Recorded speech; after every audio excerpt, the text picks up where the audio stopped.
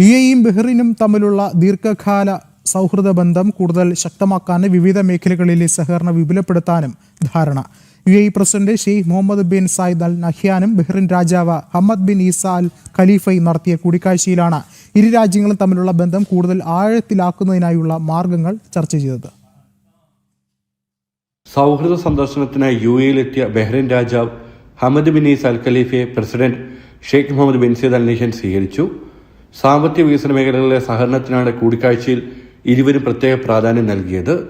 ഇരു രാജ്യങ്ങളുടെ പൊതുവായ മുൻഗണനകളും താൽപര്യങ്ങളും മുൻനിർത്തി സഹകരണം കൂടുതൽ ശക്തമാക്കുന്നതിനുള്ള മാർഗങ്ങളും നേതാക്കൾ ചർച്ച ചെയ്തു. മധ്യപൂർവ്വ ദേശത്തെ പുതിയ സംഭവ വികാസങ്ങൾ ഉൾപ്പെടെയുള്ള പ്രാദേശിക രാജ്യാന്തര വിഷയങ്ങളും കൂടിക്കാഴ്ചയിൽ വിലയിരുത്തി.